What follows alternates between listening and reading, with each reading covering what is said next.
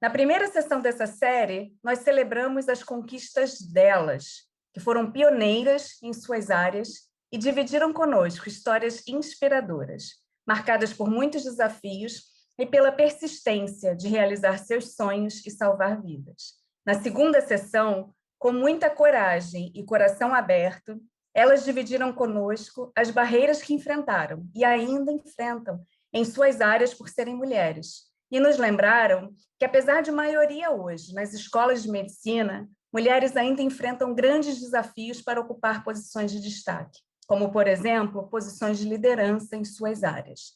Na terceira sessão, elas nos lembraram a importância da sororidade e o papel fortalecedor das ligas femininas na medicina.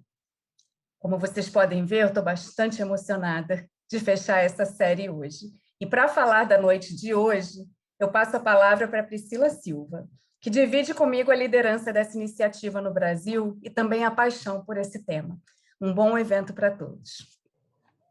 Olá, boa noite a todos e todas. Meu nome é Priscila Silva, sou co-líder de Equidade de Gênero na Medtronic no Brasil. Essa noite encerramos essa jornada cheia de esperança por um mundo melhor, com maior representatividade feminina em todos os espaços da sociedade. O painel de hoje tem como foco o papel fundamental da mulher no futuro da medicina. Elas vão falar do futuro, de legado, paixão por inovação, tecnologia e a contribuição em suas áreas de atuação. É com grande prazer que nós recebemos essa noite as doutoras Audrey Tsunoda, Lenice de Paula, Estela Regadas e Paula Poletti. Agradeço a cada uma de vocês pela gentileza da presença e pelo legado que vocês vêm deixando não só na medicina, mas também para toda a sociedade. Certamente, histórias que vão e inspiram estudantes de medicina e o ambiente onde elas estão inseridas. E mostram que a gente pode seguir as carreiras que a gente deseja e não apenas seguindo estereótipos de gênero. Agradeço imensamente também a nossa moderadora da noite, a Adriana Carvalho, diretora associada de Diversidade e Inclusão para a América do Sul na Ernst Young. É um grande prazer tê-la conosco para uma noite que promete conversas muito inspiradoras. Passo a palavra a você, Adriana. Sejam todas muito bem-vindas e muito obrigada. Priscila e André, é um prazer estar aqui. Eu parabenizo vocês por esse mês. Acho que foram diálogos riquíssimos e eu tenho certeza que o de hoje vai ser fechar aqui com chave de ouro. Realmente eu acompanho o trabalho da Medtronic, né, principalmente com a Andréa. A Priscila, a gente não interagiu tanto na minha época de ONU Mulheres, e eu vejo que a paixão que a Andréa tem, o compromisso, como realmente ela tem feito a diferença no tema, e tenho certeza que junto com você, Priscila. Com isso, eu estou super honrada, eu amei conhecer a Lenice, a Paula, a Estela e a Audrey. Elas têm histórias maravilhosas, mulheres aí percursoras das suas áreas, que lutaram muito, que fizeram coisas incríveis pela medicina, e que eu acho que anteciparam um pouco, que cada vez mais a medicina e a tecnologia vão andar ali juntas, né? Eu acho que elas tiveram essa visão. Então, com isso, eu vou começar pedindo para que cada uma se apresente. Então, eu vou falar os nomes aqui, a gente vai, e elas vão se apresentando para vocês conhecerem um pouquinho antes de começar as perguntas. Então, vou começar com a Lenice. Lenice, vou seguir aqui a ordem que está aparecendo para mim. Bem-vinda. Obrigada. Boa noite a todos e todas. Eu agradeço a Medtronic pelo convite e é um prazer estar aqui participando desse grupo tão seleto e tão importante. Bom, eu sou Lenice de Paula, eu sou soteropolitana, casada, sou arritmologista clínica e especializada em marca-passo. Eu também fiz mestrado na área de genética, com a descoberta de uma nova mutação no gene PRKAG2, que é responsável por uma cardiopatia metabólica. Ao longo da minha vida, eu agradeço demais a Deus por tudo, pelas conquistas que eu consegui, a minha família, que me deu um apoio incondicional em todos os momentos da minha vida e até hoje me apoia, mas eu não posso deixar de citar mestres importantes que passaram ao longo da minha jornada.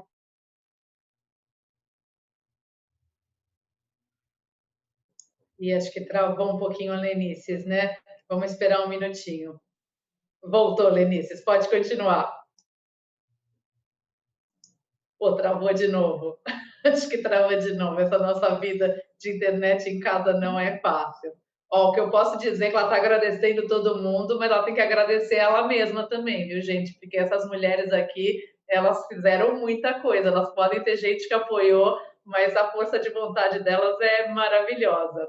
Deixa eu ver se a Lenices voltou. Eu acho que ela congelou, gente, ela caiu. Então, com Ela isso, vou caiu. pedir para a doutora Paula se apresentar, e daí, quando ela voltar, a gente volta para ela. Por favor, doutora Paula.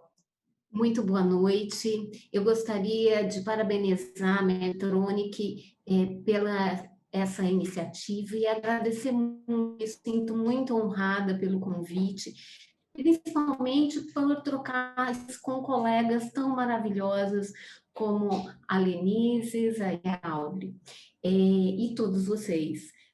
A minha história é um pouquinho diferente das colegas. Eu, na minha infância, não me imaginava, nem passava pela cabeça ser médica.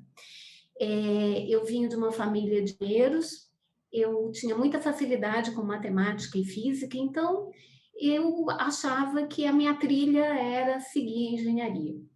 Quando chegou na época de fazer o vestibular, eu freiei um pouquinho, parei para pensar, falei, meu Deus, uma decisão muito importante.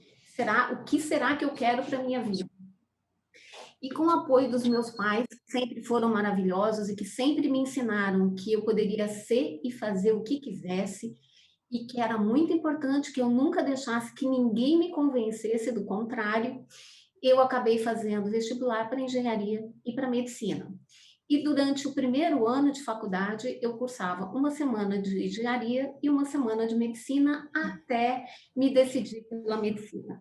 Desde então foram longos anos, muitos desafios, faculdade, residência, especialidade, e hoje em dia eu sou médica gastroenterologista, diretora técnica do Serviço de Gastroenterologia e Patologia do Hospital do Servidor Público Estadual, coordenadora do Serviço de Endoscopia da Unidade Hospitalar do Hospital do Coração, de São Paulo, médica assistente e preceptora do Serviço de Endoscopia do Hospital 9 de Julho, coordenadora do Núcleo de Intestino Delgado da Sociedade Brasileira de Endoscopia e, recentemente, passei a fazer parte de uma network chamada Women's in Endoscopy and Gastroenterology. Excelente, Paula. Os nossos aparelhos digestivos agradecem a sua opção. Muito bom ter sua inteligência a favor aí da saúde da vida humana. E agora eu vou pedir então para a Estela se apresentar. Por favor, aqui eu esqueço do doutora, né? Médicas para a doutora Estela se apresentar, por favor. Então, boa noite a todos. Muito obrigada pela oportunidade. Realmente é uma honra agradecer a Medtronic. Eu já tenho assim uma longa história com a Medtronic, várias oportunidades juntas. Então, isso é esperado e principalmente assim esse momento desse tipo de evento é realmente fantástico. E obrigado pela minha inclusão, né, nesse grupo. E todos os grupos, todas as mulheres que passaram por todos os 4 momentos, né? E, assim, eu nasci numa cidade pequena do interior do Maranhão, mas isso nunca foi nenhum problema para mim, porque o meu pai já era cirurgião e, assim, desde o início ele foi para mim o meu mentor. Ele foi meu mentor de diversas formas, né? Meu mentor, ele era um cirurgião e ele era o coordenador da unidade hospitalar, que, por sinal, era uma unidade hospitalar de referência no estado. Ele era meu mentor não só pelo cirurgião, pelo profissional, mas pelo ser humano que ele era, a forma como ele lidava e a forma como ele valorizava, principalmente os profissionais que trabalhavam no hospital e os profissionais até que ocupavam os menores cargos que a gente considerava menores, que na verdade são todos da mesma magnitude da forma como você vê. Então, isso sempre foi meu deslumbre na minha vida. E ele era cirurgião, e assim eu cresci, e mais ainda porque ele dizia para mim que a sua liberdade, a liberdade, estava muito relacionada com o espaço que você ocupava na sua sociedade, que você tinha que ocupar o seu espaço, independente do sexo, da cor e do local de onde você vinha. Então, para mim, isso nunca foi um empecilho, e assim eu segui minha vida, eu organizei meus planos. Nós, logo no início, aos 11 anos, eu fui estudar na capital, e aí seguimos, eu fiz a faculdade para medicina, eu já sabia que queria cirurgia. Durante a residência em cirurgia, eu passei momentos difíceis, árduos, mas nunca pensei em desistir, sempre pensei em enfrentar mesmo, né? Tive professores que me desafiaram e eu os desafiei também, falei que iria ser uma cirurgiã e que ele iria ver que eu iria, com certeza, ele ia ouvir falar disso aí. E aí durante a residência, eu tive a sorte de ter dois mais mentores que me incentivaram a fazer a coloproctologia. Foram tipo dois protetores meus, dois anjos. É que você também encontra anjos ao longo da sua caminhada. Eu encontrei. E eles brigavam até pela minha presença, e eu adorava.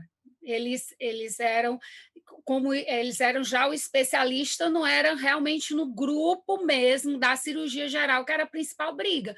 E daí foi o que me incentivou. Eu fiz a residência de cirurgia geral e fui em busca de um local para fazer a residência em coloproctologia. E o meu objetivo era retornar para a minha cidade e montar um serviço que eu coordenasse. E quando eu coordenasse esse serviço, o grande momento da nossa especialidade era a cirurgia laparoscópica que estava se desenvolvendo. Tinha 2 locais no Brasil, um em Fortaleza e o outro no Rio de Janeiro.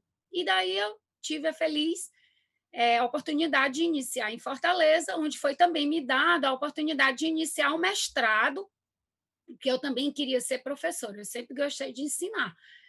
E aí eu comecei a residência e logo em seguida eu teria a oportunidade de fazer um mestrado. Foi aí que eu comecei a residência para começar a coloproctologia, para começar a residência em coloproctologia, fazer laparoscopia, foi a minha tese de mestrado, foi em laparoscopia, em câncer, sutura manual. E foi assim que eu fiz. Eu estava grávida. Nessa minha residência, eu já estava grávida. Nesse meu mestrado, eu já estava grávida. Mas aí vamos voltar. Fiz a minha... terminei, finalizei. Logo em seguida, iniciei o mestrado. Logo em seguida, o doutorado. O que só não foi exatamente como eu imaginei foi porque eu casei e tive que morar aqui em Fortaleza. Como eu morei aqui em Fortaleza, meus planos mudaram um pouco.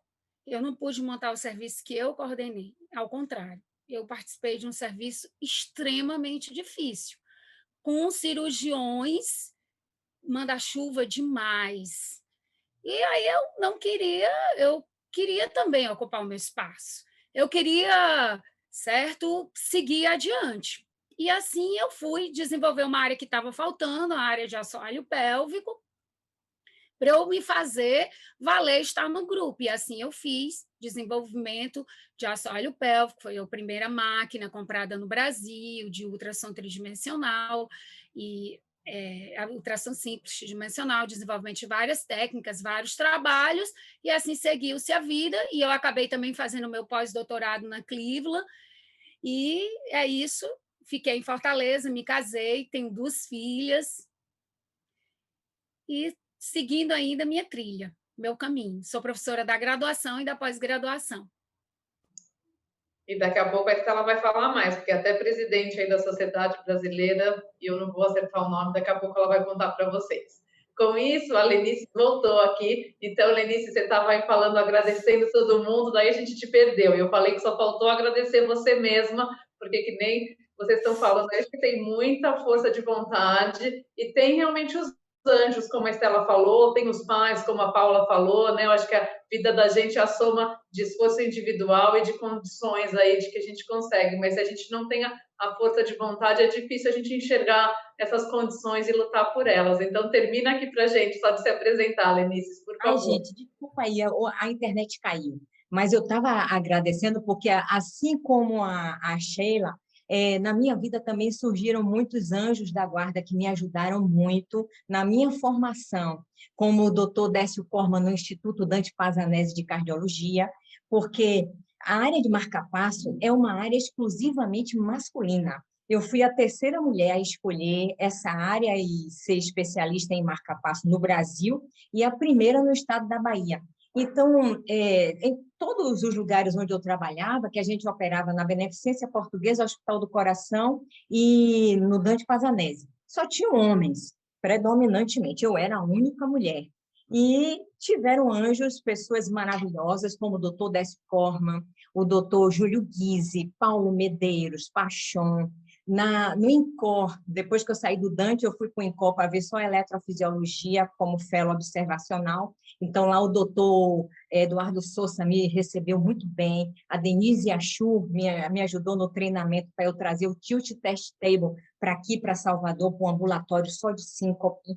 Depois eu fui para fora do Brasil e fui muito bem recebida em Aalst, na Bélgica, pelo professor Pedro Brugada, e por aí vai. Então, eu só tenho que agradecer a Deus por todas essas pessoas que me ajudaram demais na minha formação e que me deram muita segurança e satisfação naquilo que eu faço. Obrigada, Lenices. E agora a Audrey. A Audrey também já circulou o mundo todo, aí depois ela vai contar cada história, mas queria que ela se apresentasse, por favor. Bem, boa noite a todos e a todas. É uma grande satisfação estar aqui com vocês. Muito obrigada pelo convite, por estar ao lado da Paula, da Estela e da Lenices, que vocês já perceberam, são pessoas muito, muito especiais. E a nossa grande Adriana, que realmente se preparou e se inspirou aí bastante em vários outros exemplos, não apenas na gente, viu, pessoal, é que ela é super querida mesmo. Então, pessoal, eu nasci em Curitiba, mas os meus pais moravam numa cidade do interior de Santa Catarina chamada Três Barras. Meu pai continua morando até lá, lá ainda. Eu quis ser médica desde criança. Eu não acho que isso é mérito ou demérito de alguém, mas é algo que eu queria muito, assim, desde que eu me entendo, assim, quando as criancinhas querem ser professora, querem ser bailarina, eu queria ser médica, né? Então, eu ficava lá brincando, abrindo as bonecas. Eu acho que hoje eu iria para psicóloga, sabe? Mas eu queria arrumar os dodóis das bonecas e ficava mexendo. E aí, na minha infância, a minha mãe e meu pai sempre me apoiaram muito. Meus pais foram super presentes. Eles sempre disseram: nós trabalhamos, você estuda, né? Basicamente. Então a gente tem uma filosofia muito nipônica, né, em casa, mas ao mesmo tempo que a gente tem um lado muito geisha, nós temos um lado muito samurai. O lado geisha é o lado da cortesia, sempre um sorriso nos lábios, sempre educação. Minha mãe comentava: você tem que honrar seu nome, sua família, você tem nome e sobrenome, né? Então, toda vez que você falar algo, lembre-se, é o nosso nome que está na sua frente, são as palavras que você está emitindo. Então, nessa ideia da gente sempre ser educado e querido, a gente sempre tem uma ideia de que, na nossa formação, que a gente nunca deve falar eu faço. A gente sempre deve falar nós fazemos. Sempre a gente deve trabalhar em grupo, sempre a gente deve enaltecer o trabalho em equipe, as pessoas que estão ao nosso redor e os nossos antepassados e as pessoas de quem a gente traz um legado, né? Depois, eles me apoiaram muito até eu entrar na faculdade, né? Eu estudei em Curitiba, meu segundo grau, fiz faculdade aqui na Federal do Paraná, onde encontrei pessoas que realmente me ajudaram bastante a gostar de pesquisa, como o professor Sérgio Yoshi, a gostar de cirurgia, por exemplo, coloproctológica, como a doutora Maria Cristina Sartor e o doutor Bonardi, né? E eles também me apresentaram a uma pessoa muito inspiradora na minha carreira, foi o doutor Alan Abrams, que era um chefe de coloproctologia na cidade de Baltimore. Na faculdade eu também tive o professor Ivan Colasso, que era um cirurgião excepcional, e todas as vezes que eu tinha esse contato, né, o professor Ivan Colasso, para vocês terem uma ideia, me ensinou a dar os primeiros pontos de sutura na emergência, mas assim, parou tudo, no Hospital Trabalhador, ele sentou do meu lado, acertou o foco e ficou ali com a mãozinha no meu porta-agulha, me ajudando a dar os primeiros pontos. Coisa que, assim, normalmente no acadêmico, alguém te fala, vai suturando aí, você amarra um bêbado na maca e fica lutando lá. E não pode isso, né? Ele me ensinou várias formas de se ensinar com cortesia, com educação, né? Como é o gentleman que ele é. E assim, depois eu percebi que eu queria muito fazer cirurgia, né? Inicialmente eu não passei na prova de residência, esse foi o meu primeiro fracasso da minha carreira, entre aspas, né, mas nada é o acaso, sabe, pessoal. Eu fui, fazer cirurgia geral na PUC, do Paraná, depois de ter sido aprovada em vários outros concursos, quando eu prestei para valer, né, e aí eu fiz Santa Casa e Cajuru, onde encontrei várias pessoas também inspiradoras, né, com a equipe do Dr. Saburo na Santa Casa e a equipe, de trauma lá do Cajuru, o Dr. Oscar Sombata e vários outros dos cirurgiões. E um dos cirurgiões, que era um oncologista, ele tinha um ponto de vista muito humano, né, do atendimento de seus pacientes, estudava muito, sabia muito anatomia e tudo. E ele me inspirou a fazer oncologia. Então, ele chama Ivo Batista, é ainda oncologista no interior do estado aqui do Paraná, mas na época era uma pessoa que, assim, gostava muito de pessoas, e eu achei que isso estava muito alinhado com o que eu queria ser. Então, eu fui fazer cirurgia oncológica no INCA, no instituto que ele falava, Nacional do Câncer, né? Porque eu queria estar ali próximo de quem levantava os dados, né? E de quem ditava as normas do rastreamento e do tratamento das neoplasias no Brasil. E aí lá no INCA, eu tive várias pessoas que me ajudaram muito, me motivaram muito, inclusive alguns exemplos de mulheres, né, líderes no que fazem, doutora Solange Biso, né, e vários outros cirurgiãs que me inspiraram bastante, mas na época eu não queria fazer gineco não, né, hoje eu faço oncogineco, eu queria operar o abdômen, o aparelho digestório, né, porque eu achava encantador, né, operar o reto, colo retal e pâncreas, cirurgia pancreática e gastro. Na época, então, doutor Carlos Eduardo Pinto, Rafael Albagli, Leonaldo, são vários dos cirurgiões do abdômen, eles eram, assim, o suprassumo da minha vida. Mas na época, como eu era muito curiosa, então eu ficava fazendo muita colposcopia, ver e tratar e várias outras abordagens ginecológicas no departamento de ginecologia, porque eu sempre era aquela paulista, era aquela que ficava por último, que ficava direto lá, que fazia plantão que não precisava, que ficava ali meio, né, tentando catar oportunidades para trabalhar. Na época da residência, eu nunca fiz plantões fora da residência, eu vivia muito barato, muito em conta, porque eu queria aproveitar ao máximo e trabalhar. No fim, lá eu conheci meu primeiro esposo, que era oncologista clínico, João Soares Nunes, e nós fomos para Barretos, saímos de lá e fomos para Barretos. Lá nós vivemos 9 anos e meio, né, trabalhando em várias oportunidades, pessoas muito inspiradoras lá, como o Henrique Prata e a mãe dele, doutora Sila. A doutora Sila, depois do meu primeiro ano lá, sentou comigo e falou assim, minha filha, é o seguinte, eu quero que você saia da mastologia e comece a ginecologia, que não existe ainda no nosso hospital. Eu fiquei olhando assim parado, né? Será? Eu que gostava do reto, do pâncreas, será? Bem, ela falou, olha, acredita em mim, se você não gostar depois de um ano, você volta e entra no departamento que você quiser, mas nesse primeiro ano agora, a partir de agora, você faz cirurgia pélvica, que é ginecologia, uro e coloprocto, mas você vai ficar na gineco. Eu fiquei lá com o Dr. Zé Humberto Tavares, e ele, excepcional pessoa, né, trabalhei com ele e alguns outros colegas que me trazem boas memórias. Depois eu fiz doutorado com o professor Brentani, né, que era uma pessoa extremamente batalhadora e inspiradora, extremamente inteligente, né, foi meu mentor no doutorado direto na USP, e aí eu virei chefe de departamento, nesse processo aprendi a gostar de ensinar, a ter muita paciência, como vários dos preceptores meus tiveram, né, e isso me gerou aí oportunidades também, né. Eu tive 2 grandes amigos durante o período de Barretos, que foram professor Eric Leblanc e professor Christa Keller, um alemão e um francês, e os dois me ajudaram muito a desenvolver técnicas, a publicar artigos, a desenvolver ciência, né, e a colocar Barretos dentro do universo da oncogineco mundial. Foi ótimo, né, foi uma experiência fenomenal, mas depois... Valdre, vou te interromper um pouquinho, termine em 1 minuto, daí a gente volta, por favor. Depois, no fim, eu acabei voltando para Curitiba e hoje eu sou cirurgião oncológico aqui em Curitiba, pessoal. E daqui a pouco ela vai contar mais para a gente. Então, agora eu volto para a Paula. Eu queria que a Paula pudesse contar um pouquinho por que ela apostou numa técnica nova, há muito tempo atrás, que era a cápsula de endoscopia para investigar, em especial, o intestino delgado, né? E por que ela deu atenção a uma novidade que ninguém estava prestando muita atenção? E como foi convencer mais profissionais a prestarem atenção nisso? Paula, por favor. Adriana, foi no ano de 2000, a gente estava no Congresso Americano, que é o maior congresso da nossa especialidade, e foi apresentado um novo método de endoscopia, totalmente diferente do que a gente conhecia, que era uma cápsula que o paciente tomava e essa cápsula ia filmando todo o trato digestivo. Só que totalmente diferente. Como a gente vai fazer uma endoscopia, que a gente não introduz o aparelho, que a gente não faz biópsia, que a gente não pode fazer nenhum procedimento, e todo mundo saiu criticando demais o novo processo. Voltando para o Brasil, eu fiquei pensando naquele novo dispositivo.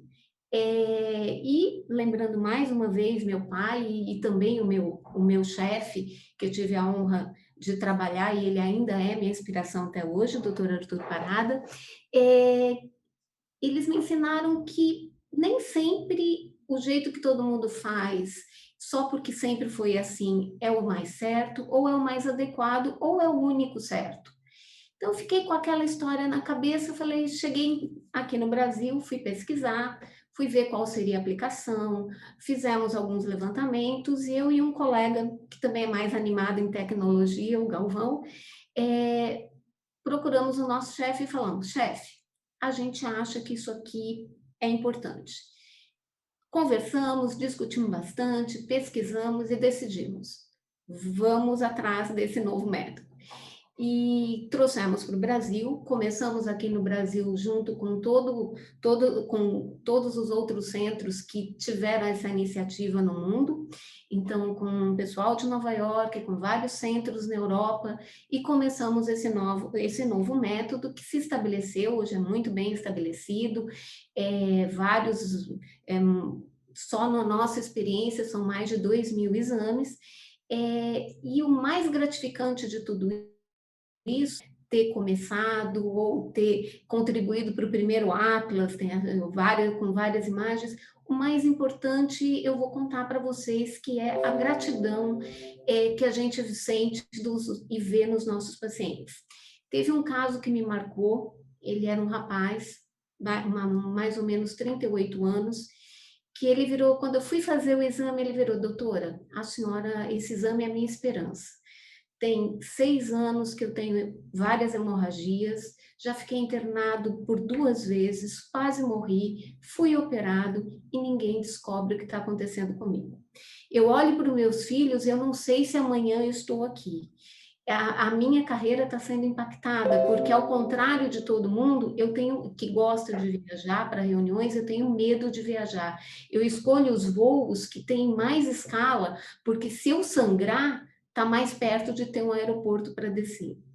Então, foi muito gratificante, graças a Deus o exame contribuiu para o diagnóstico dele, e graças a Deus foi o exame que me deixou mais satisfeita de ter trilhado tudo, de ter tido muita briga, muita noite sem dormir, muita confusão nesse meio tempo, e foi o momento que eu falei, obrigada, Deus, nós estávamos certos.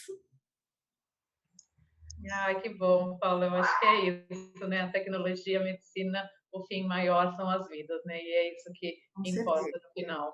Vou voltar para a Estela. Ela já falou um pouquinho que ela se especializou em coloproctologia e que ela quis fazer muito a vídeo laparoscopia aqui no Brasil, lá em Fortaleza, né? Então, eu queria que ela falasse um pouquinho mais como foi trabalhar realmente com um grupo somente com cirurgiões, para iniciar realmente essa técnica aqui no Brasil, né? Como que foi para você, Estela? Fala um pouquinho mais disso para a gente, por favor.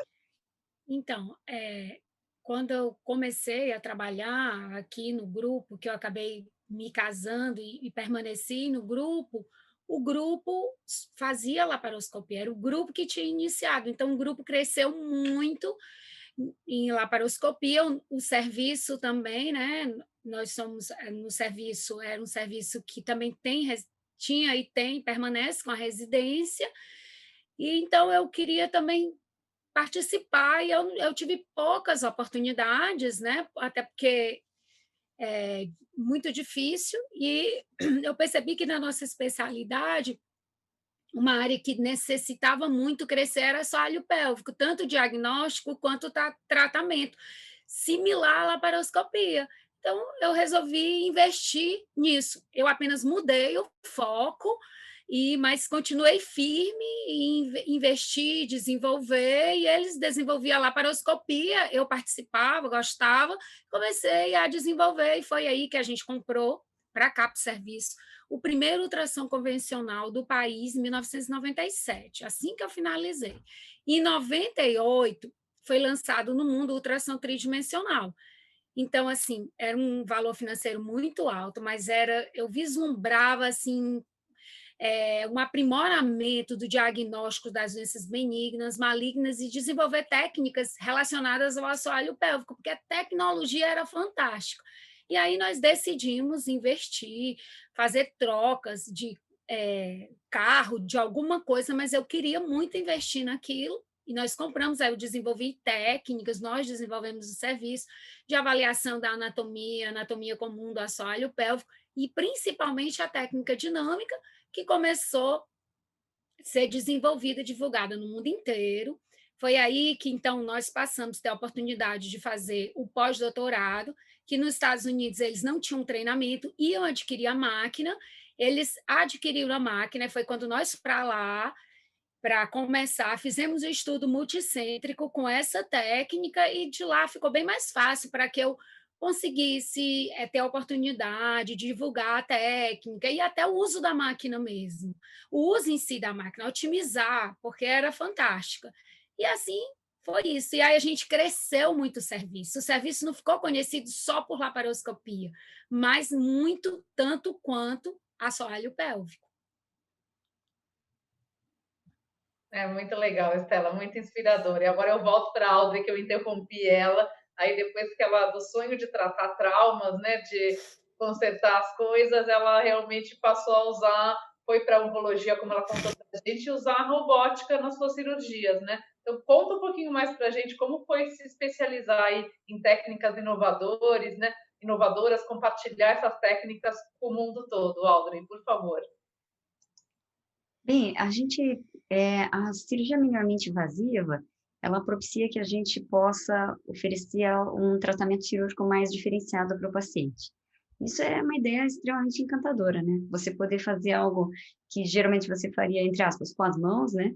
E com uma agressão muito grande, você acaba fazendo ali com instrumentos fininhos ou mesmo com equipamento robótico. Eu compararia, assim, a eventualmente você comer com as mãos e depois você comer com garfo e faca e por fim você comer com rachinho. talvez fosse alguma... É uma brincadeira isso, né? Claro, mas essa é a ideia. Então, a gente começou o treinamento lá em Barretos, né? Com a equipe de cirurgia, com outros amigos que também compartilharam da mesma ideia. O seu Henrique Prato, na época, apoiou muito.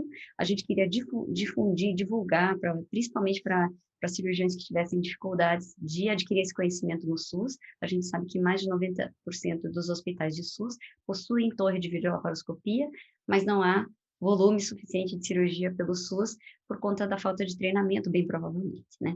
Então, essa lacuna, a gente tinha como missão tentar, através do IRCAD, do Centro de Treinamentos de Barretos, tentar cobrir, né, uma parte dessa lacuna. E aí a gente começou uma iniciativa de tentar ensinar essas técnicas, que os professores que já mencionei me ensinaram, né? E isso gerou aí vários desdobramentos na minha vida também.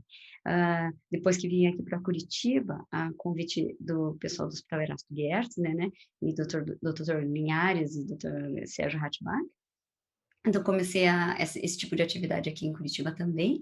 Aqui a gente também participou da implantação do programa de cirurgia robótica do Erasto, que foi o primeiro do Paraná, e hoje eu sou coordenadora do programa também do Hospital Pilar, né, que é um hospital privado aqui de Curitiba e que também tem essa vocação de cirurgia robótica. Aqui em Curitiba eu conheci o grande amor da minha vida, né, que é o meu esposo Bruno, e a gente, de lá para cá, em paralelo com tudo isso que vem acontecendo, né, em paralelo a gente tem nossas duas meninas, né, que vieram depois que voltei para Curitiba. É interessante a vida, né? Porque a roda da vida da gente, às vezes a gente pensa que é assim, né? A gente pensa que é assim, não, ela é assim, sobe e desce, né? E aí esse grande recomeço aí da minha carreira me brindou com esse lado pessoal espetacular, né? Então, acho que às vezes a gente pensa que está dando passo atrás, né? Quando a gente tem que voltar, entre aspas, na verdade a gente está avançando muito para várias direções que a gente nem imaginava. É isso mesmo, né, Audrey? Mulher pode querer ter filho, pode não querer ter filho, pode mudar de ideia de não querer ter filho e ter filho depois. Total. Então, agora eu volto para a Lenices. A Lenices realmente escolheu voltar para Salvador, e ela podia ir para Lyon, ela tinha aí um monte de opção, e ela falou, não, quero voltar para minha terra, porque ela queria fazer a diferença na cardiologia em Salvador, né? Então, eu queria que ela contasse um pouquinho como que ela trouxe inovações no tratamento das arritmias cardíacas. Por favor, Lenices. É isso mesmo. Depois que eu fiz a minha formação em clínica médica, 2 anos de cardiologia geral, 2 anos de eletrofisiologia e marca-passo, eu voltei para Salvador, eu tive 3 opções, né? Era um convite de casar e morar em Bauru, que eu desisti logo, sabia que eu não queria isso. O outro convite era ir para Lyon para fazer mestrado, doutorado e ficar por lá. Eu já estava falando francês, me deu aquela vontade. E a terceira opção, me convidaram para montar um serviço de arritmia e de marca-passo, não de marca-passo, de arritmia clínica e eletrofisiologia, no Hospital Santa Isabel. O que pesou muito foi a minha família. Então, eu voltei principalmente por causa da minha família. Retornando aqui, as coisas não foram bem como eu imaginei. O grupo que me convidou para montar o serviço se dissolveu, separaram-se e eu fiquei a ver navios. Aí eu não consegui montar um serviço de arritmia no Hospital Santa Isabel, mas foi Deus me mostrando um caminho melhor. Eu consegui realizar o meu sonho num hospital muito maior, com uma estrutura muito melhor, e eu consegui montar um serviço de ponta no Hospital São Rafael, que passou a ser referência para o tratamento de arritmias complexas. E, para eu conseguir montar a minha equipe, porque não tinha gente para trabalhar comigo aqui na Bahia, eu tive que importar tudo, equipamentos, os médicos que trabalhavam comigo, que eram o grupo do Japoatier, no Rio de Janeiro. Então, a gente fazia ablação por radiofrequência, que é um procedimento através do cateterismo para o tratamento de cura das arritmias. Nós fazíamos por atacado. Eles vinham a cada 15 dias e aí a gente... Era muito procedimento, 2 dias de trabalho, assim mesmo, pesado. Então, eu trabalhava antes, durante, após, e aí 15 dias depois vinha de novo outro atacado.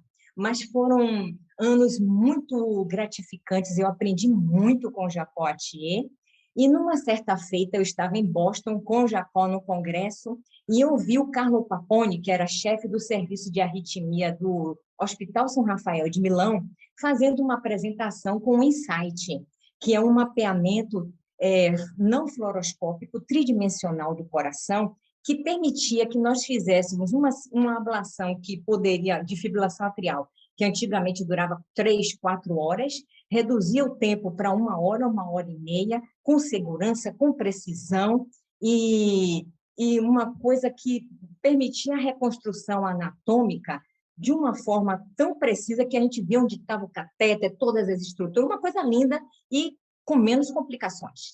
Praticamente a gente não tinha complicação. Então, rapidamente, o nosso serviço cresceu muito, se tornou uma referência no Norte e Nordeste, com a vinda do Insight, que a gente conseguiu, em parceria com São Rafael de Milão, trazer o primeiro Insight para o Brasil, esse mapeamento não fluoroscópico tridimensional. Uma outra coisa que eu consegui trazer para cá também foi logo quando eu estava naquela época que eu estava ainda tentando trabalhar no Santa Isabel, foi o primeiro ressincronizador cardíaco implantado no estado da Bahia. Fui eu que consegui trazer com a minha perseverança. Eu não implantei, porque naquela época os cirurgiões cardíacos não me deixaram operar, mas eu convenci um cirurgião a implantar. Era um paciente que estava na fila de transplante, que recebeu alta para casa com home care para morrer em casa. E esse paciente, depois do implante do ressincronizador cardíaco, ele realizou o sonho dele, que era de ir para o casamento da filha dele no Fórum Rui Barbosa. Aí até hoje eu tenho uma foto, eu, o noivo, a noiva, eu com balão de oxigênio e o paciente do lado. Ele conseguiu realizar o sonho para quem estava numa fila de transplante, né? Isso por causa da inovação tecnológica, um ressincronizador cardíaco que fez toda a diferença na vida do paciente. Uma outra coisa também que eu me dediquei muito aqui na Bahia, assim que cheguei, porque eu gosto muito de estudar e de ensinar. Então, eu me dediquei à preceptoria da residência de clínica médica de cardiologia, tanto no Hospital São Rafael, o Hospital da Irmã Dulce e o Hospital Geral do Estado. Foi no Hospital Geral do Estado onde eu dei a melhor aula que eu já fiz na minha vida, que foi sobre parada cardiorrespiratória.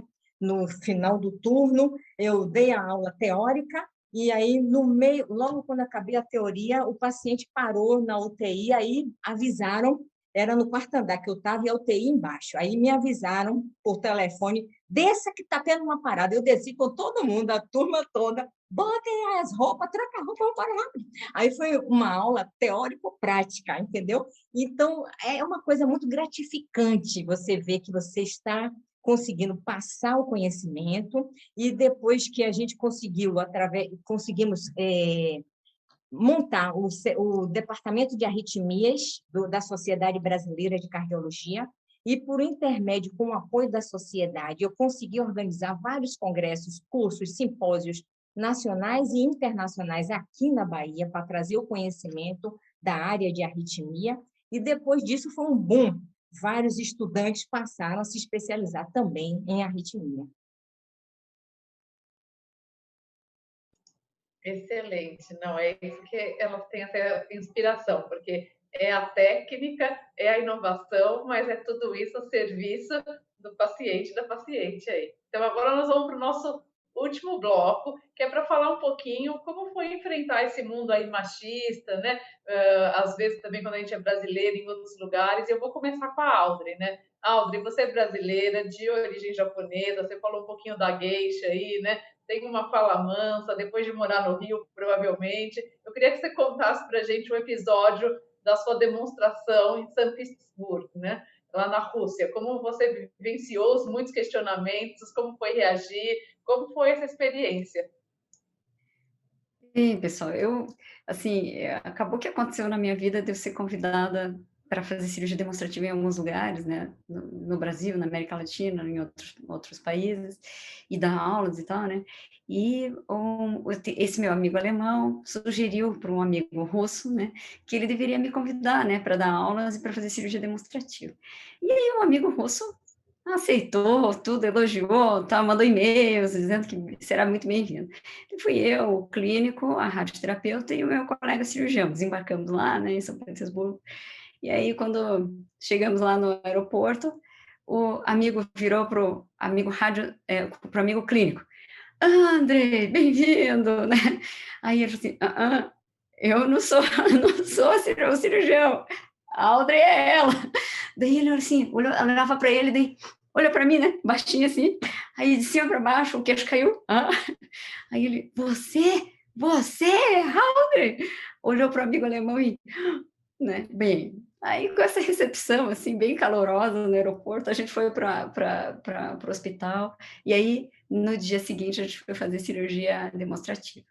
Cheguei lá na sala de cirurgia, colocaram meu microfone, tudo normal, e eu fui lá, eu presto atenção em todos os detalhes, posiciono o paciente, fico em cima, e nisso estava todo mundo no hall, esperando, conversando, tomando um cafezinho e outras coisas, né?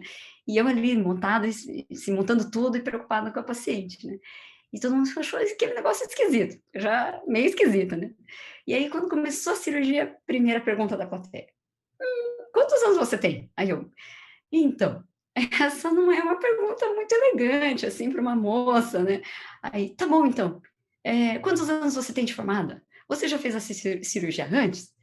E eu ia realizar uma cirurgia para câncer do colo uterino, que foi muito descrita, né, com parâmetros anatômicos por um professor chamado Shingo Fuji, um japonês, né, que estava na plateia, inclusive, né, e eu já tinha executado dezenas, centenas de vezes essa cirurgia, né, mas tive que responder, né, bem, pessoal, já falo da minha formação, mas então, acho que eu nunca fiz essa cirurgia antes, vamos ver se eu consigo fazer, daí deu aquele risinho nervoso, assim, na plateia, né? Aí, no meio da minha cirurgia, Estava um colega comigo, olha, é o seguinte, eu sou fulano de tal, sou chefe de serviço na Sibéria, se a minha mulher tivesse essa doença, eu não ia deixar você operar, não, porque esse negócio de preservar os nervos acaba com a radicalidade, né, da cirurgia. Aí eu, bem, professor, é o seguinte, se o senhor me desse a honra de operar sua esposa, infelizmente, para a sua felicidade, para ela continuar sendo sua esposa, eu iria preservar os nervos. E aí ele ficou todo quieto, todo mundo riu na plateia, né? Terminei a cirurgia e fui fechar a aponeurose, porque a gente termina a cirurgia, mas eu termino assim e faço os curativos e espero ela acordar, e para dizer para ela que está tudo bem, né? Mesmo na cirurgia demonstrativa. Então, lá dando os pontos na aponeurose, né, no orifíciozinho do umbigo, e aí o cirurgião que estava me acompanhando, você dá nó feito cirurgião. Eu, obrigada, né, pelo elogio dele. Não, tô falando sério. Você não se comporta como cirurgião, mas você dá nó feito cirurgião, você opera feito cirurgião. Eu, então, é que eu sou cirurgiã, né? Daí o que eu vou falar, né?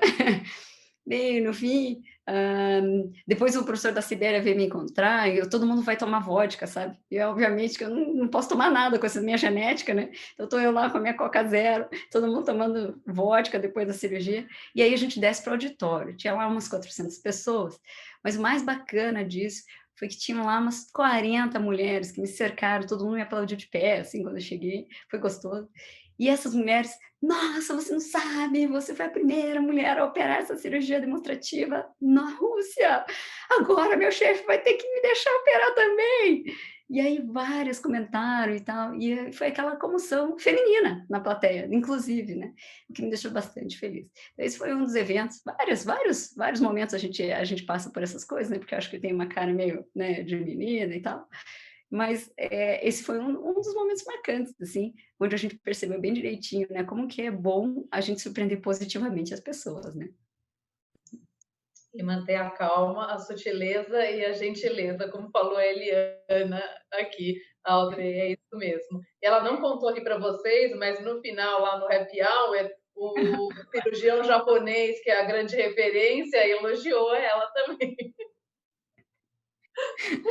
Muito bem, então com isso agora eu volto para a Lenices como mulher, como uma mulher negra, queria que ela falasse para a gente de alguma situação que ela viveu, onde ela teve a competência questionada, né, ou por outros médicos ou por paciente, né, se você poderia, ou até por colegas, Lenice, você poderia contar aí 2 casos para a gente, como a Audrey falou, são muitos, mas você podia selecionar 2 aí para dividir.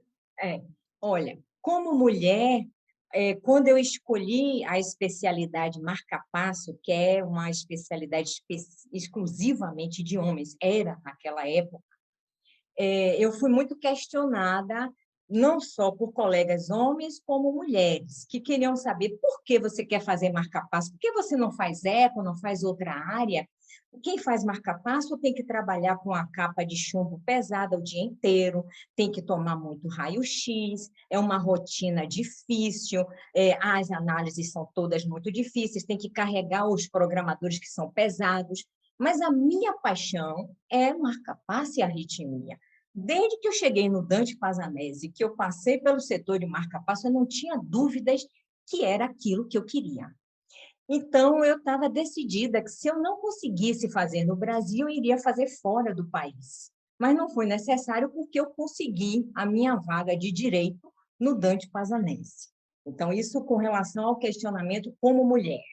Agora, como mulher negra, eu fui questionada em relação à minha competência por 2 pacientes. Uma ocasião foi um norte-americano casado com uma baiana que estava aqui de férias e ele estava em Guarajuba quando ele, sozinho em casa, jantando, teve uma síncope. Esse paciente já tinha passado por várias emergências, ninguém conseguiu descobrir a causa da síncope, e a filha dele, que era minha paciente, trouxe para mim. Então, quando ele veio, me viu logo de cara assim, ele começou a me falar tudo que tinha, os problemas, e eu disse a ele, olha, eu vou fazer um holter no senhor, e quem quer analisar sou eu, o seu traçado. E eu vi que era um bloqueio atrioventricular total, que precisava de um marca-passo artificial de dupla câmara, e eu ofereci para ele que, se ele quisesse, ele poderia operar aqui no Brasil, implantar o marca-passo aqui, ou ir para os Estados Unidos. Ele optou para ir para os Estados Unidos, então eu fiz um relatório em inglês, coloquei o traçado que não deixava dúvida de que precisava do marca-passo, indicando, inclusive, o tipo de marca-passo que ele deveria utilizar.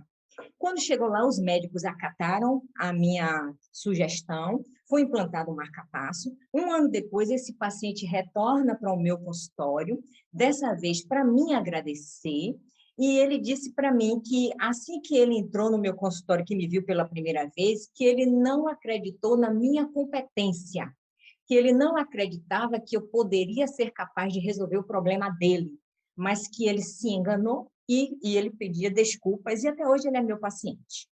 E uma outra situação que foi bastante desagradável, eu estava no auge daquele período de cirurgias de fazer ablação por radiofrequência, junto com o Jacó Atier, quando o consultório estava lotado, e aí eu chamei, entrou uma senhora, esta senhora era branca, loira, 60 anos, e ela já tinha passado por várias emergências e tinha sido referenciada por vários colegas de emergências de Salvador para me procurarem, porque eles disseram que eu podia resolver o problema. Era um caso simples de taquicardia reentrante nodal. Essa paciente não quis entrar logo no consultório quando eu chamei, ela olhou para mim e fez assim: "Você é a doutora Lenices?" Eu esperava uma pessoa, uma mulher mais velha, branca e loira. Aí eu disse a ela que se o problema, se o que ela fosse mais importante na vida dela fosse a solução do problema, ela era bem-vinda. Caso contrário, tinha muita gente que estava à minha espera, estava lotado, entendeu? Ela entrou, expliquei tudo, fez a ablação, ficou curada.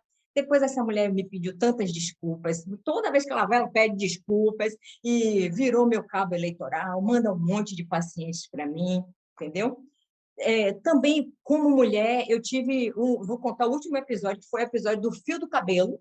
Estava no Centro Cirúrgico da Beneficência Portuguesa, só tinham homens, como sempre, a gente operando só com homens, e eu sou muito perfeccionista, metódica, e a segurança do paciente está em primeiro lugar. Então, meu cabelo está bem preso com a touca, e apareceu o primeiro auxiliar, viu que tinha um fio de cabelo na mesa cirúrgica, antes de iniciar a cirurgia. Aí todo mundo se voltou para mim e disse: "Só pode ser Lenices." Aí eu: "Senhores, eu quero analisar este fio de cabelo." Aí olhei o fio de cabelo, era um fio de cabelo loiro e liso. E aí eu disse: "Olha, sou negra, cabelo preto, encaracolado, logo não pode ser meu." E haviam 3 loiros na sala, que estavam só com aquela touquinha que só prende aqui um pedacinho, com a penugenzinha aqui, ó, do lado de fora, então podia ser qualquer um deles. Então, aí eles calaram a boca, mas não me pediram desculpa, entendeu? Eles não admitem. Mulher pode errar, homem nunca erra, né? Mas, assim, eu percebia que eu era muito cobrada, mas com o tempo, depois que você mostra serviço, que você mostra que é resiliente, tem que ser. A mulher tem que ser, antes de mais nada, forte. Ela tem que ter com autoconfiança, estudar e levar em frente, não desistir. A gente acaba mostrando que a gente pode, nós podemos tudo. A gente pode estar em qualquer profissão que a gente queira. E não achar que só porque é mulher é inferior. Não, nós somos iguais, nós temos inteligências diferentes. Mas essa diferença na nossa inteligência eu vejo como uma vantagem, porque nós somos sensíveis, nós fazemos a coisa com mais delicadeza, com mais cuidado, com mais perfeccionismo, e isso é uma vantagem. Eu acho que é tudo de bom ser mulher, e eu me sinto uma profissional realizada, feliz, por ter alcançado tudo que alcancei e por ter escolhido essa área. Muito bem, Lenices, e que vocês 4 abram muitos caminhos para muito mais mulheres. Agora eu volto com a Paula. Paula, você também mencionou ali na nossa conversa o desafio, né, de conquistar os pacientes, conquistar a equipe, né, os colegas, principalmente quando a gente às vezes não corresponde a esse estereótipo esperado, né? O que é a cara de alguém que é médica endoscopista, que é diretora do serviço de gastroenterologista, né, de um hospital. Então, conta para a gente aí também 2 casos e que estratégia que você usou aí para passar pelos casos. Na realidade, quando a gente para pensar e a gente, nessa conversa, fica lembrando de várias coisas que viveu, a gente nem sempre preenche o estereótipo que é esperado. Então, uma vez eu já era preceptora, eu tinha um residente maravilhoso que era mais velho, ele já tinha uma faculdade, já tinha trabalhado vários anos no ramo de economia, e numa determinada fase da vida dele, ele teve a coragem de falar: agora eu vou fazer o que eu sempre sonhei na minha vida, que é medicina. Então, eu estava como preceptora, ele estava como residente, recebemos a paciente, conversamos, etc. E quando eu estava verificando se os termos estavam assinados, se estava tudo correto, a enfermeira virou assim para mim: doutorinha, pode ficar tranquila que o seu chefe já fez tudo. Tá bom, muito obrigada. Aí a gente começou o procedimento, o residente começou, como ele não conseguiu, eu assumi e terminamos o procedimento. No final do procedimento, eu olhei para a cara dela e ela, com o olhão arregalado, ela falou: ai, doutora, me desculpe. Eu falei: não tem nenhum problema, vamos em frente. Então, na realidade, o que acontece é que nem sempre a gente preenche aquele estereótipo. Isso não só com os nossos colegas, mas no dia a dia, com os outros profissionais que trabalham conosco. Medicina, a gente trabalha com várias pessoas de outras especialidades, de outras profissões. E uma segunda vez que também me recordo, que foi uma situação um pouquinho embaraçosa, eu estava num procedimento ao vivo, a gente estava num curso, e tinha um professor japonês, e os japoneses tecnicamente são os melhores do mundo em endoscopia, e eu pedi para auxiliar ele no lugar da enfermeira. E fiquei auxiliando ele durante todo o procedimento, era transmissão ao vivo, e quando ele posicionou o acessório, a alça de polipectomia, na posição exata, perfeita, eu instintivamente fechei a alça. Ele parou o que estava fazendo, olhou para mim bem sério e falou: quando eu falar feche, você fecha. Quando eu falar abre, você abre. Imediatamente abri, e ele, na mesma posição, só virou para mim e falou: feche. E passou. Continuei a tarde toda com ele, fazendo os procedimentos, etc.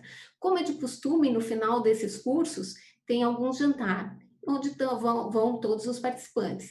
E no jantar ele descobriu que eu era médica, porque no Japão a hierarquia é muito séria, e nenhum médico assumiria o papel de enfermeiro. E ele passou o jantar inteiro me pedindo desculpas, pediu desculpas, e uma outra oportunidade que eu encontrei com ele, a primeira coisa que ele falou para mim: me desculpe. Então, era isso, mas tem várias histórias que eu tenho certeza que hoje a gente ri, no momento a gente às vezes respira fundo e, como diz a Lenice, resiliência e vamos em frente, desafios e vamos em frente. É isso mesmo, acho que vocês 4 contaram aí muita resiliência, muita coragem, né? Não desistir, que isso não fosse um obstáculo, né? E foi um sorriso, na hora fica com raiva, mas depois dá uma risada e bola para frente. Agora, então, volto para a Estela. Queria que a Estela contasse aí, ela foi presidente da Sociedade Brasileira de Coloproctologia. Eu queria que ela contasse um pouco como foi realmente sonhar em ser presidente, se candidatar, como foi esse processo, e também que você pudesse compartilhar com a gente algum outro evento onde você foi questionada. Estela, por favor.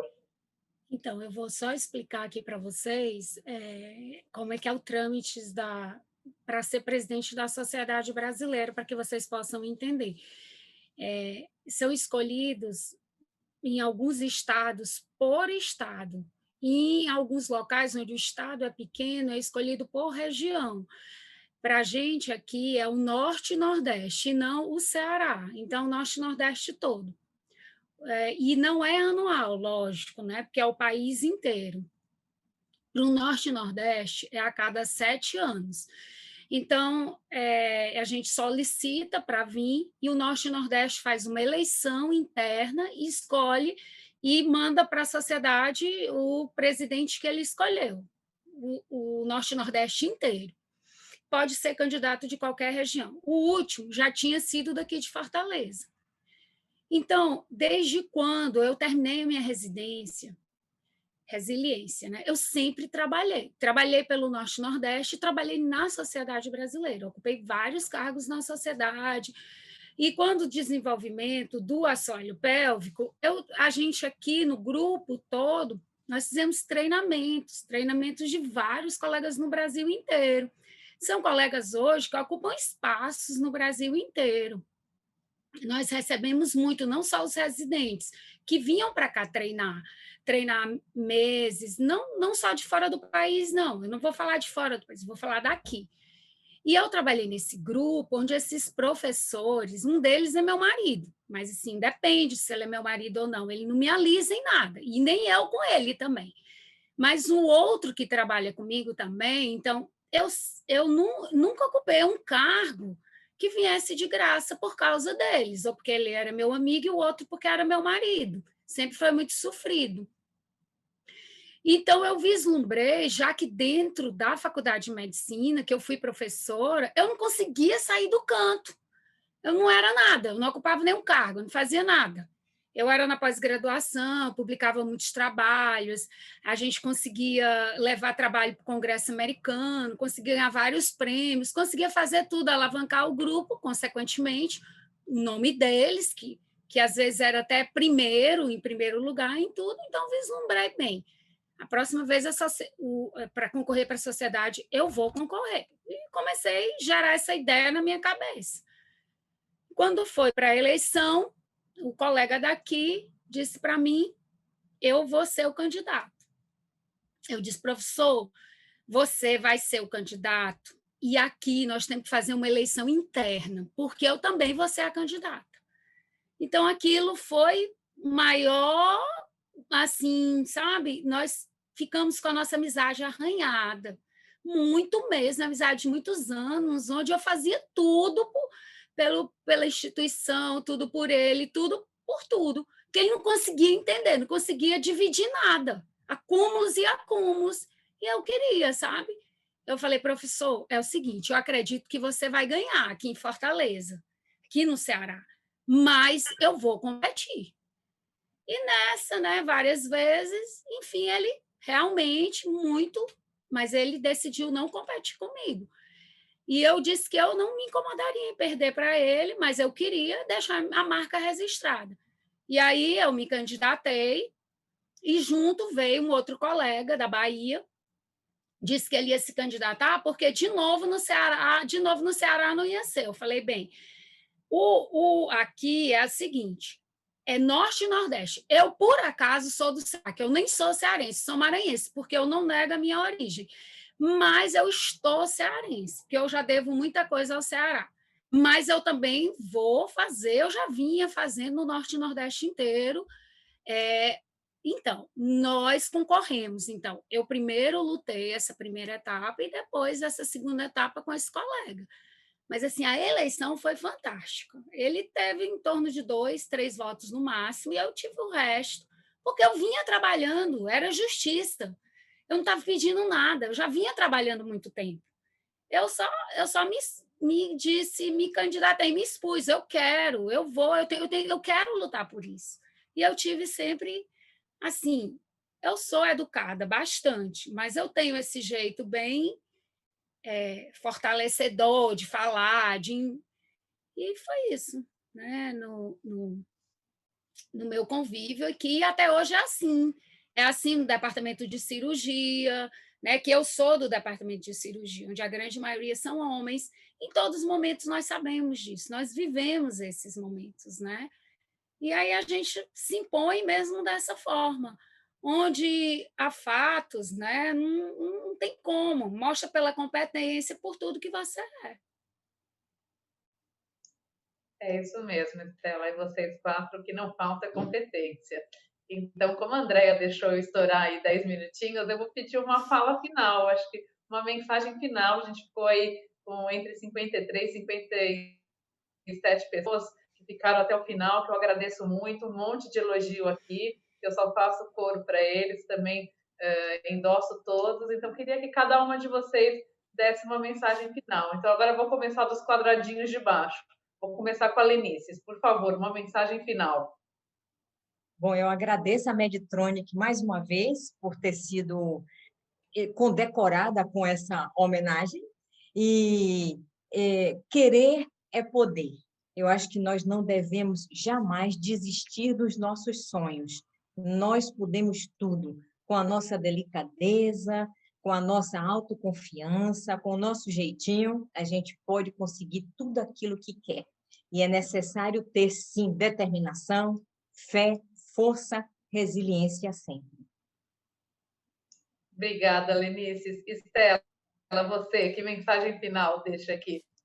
Eu quero dizer que vocês todas, agradecer a oportunidade de estar aqui com vocês, parabenizar todas essas histórias maravilhosas, né, que eu tive a oportunidade de ouvir, e quero dizer que todas vocês tracem o caminho de vocês, o sonho, os projetos de vocês, não desistam. Perder uma luta não significa perder a guerra. Levanta, eu digo, enverga, mas não quebra. Então, a sua capacidade está de acordo com a sua necessidade. Então, sinta-se necessidade de alcançar aquilo que você será capaz. Muda um pouquinho a trajetória, mas alcança o que você quer. Essa é a minha mensagem. E aí a gente vê nas histórias, né, como é fantástico. Muito obrigada pela Meditronic e por vocês, por tudo. Foi um prazer. Obrigada, Estela. Audrey, você, que mensagem final você deixa? Bem, eu queria agradecer a oportunidade, agradecer a várias mulheres inspiradoras como vocês, assim como minha mãe foi para mim, minha irmã Denise, minha tia Yoko e vários parentes, amigos, né? Comentar que se eu tinha satisfação de tentar deixar algum legado para o mundo, hoje eu tento ser inspiração para as minhas meninas, né? Mas, acima de tudo, comentar com vocês que a história da nossa vida ela é baseada no passado, no presente, mas o futuro ele é desenhado por nós, né? A gente precisa aí ser muitas vezes como a água, né? A gente precisa permanecer em movimento, nos esquivarmos das dificuldades, mas sempre em movimento. O movimento é um dos segredos, né, do sucesso, da vida, da satisfação. Eu tenho certeza que dentro de você, de cada uma de você, mulher e colega que está aqui assistindo a gente, existe esse lado aí samurai, né, esse lado gueixo, e eu espero que você também consiga equilibrar esses dois lados em você. Obrigada. Obrigada a você, Audrey. Paula, que mensagem final você deixa? Eu queria agradecer e parabenizar a Meditronic por essa homenagem bonita a todas nós, mulheres e profissionais da saúde. É muito, muito transparente que os desafios no exercício da medicina são muitos e principalmente maiores ainda para as mulheres.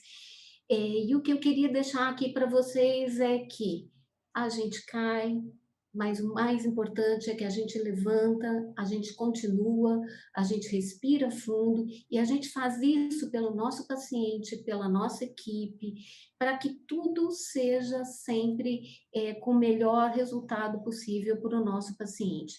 Estejam abertas para as novidades, agreguem no seu dia a dia.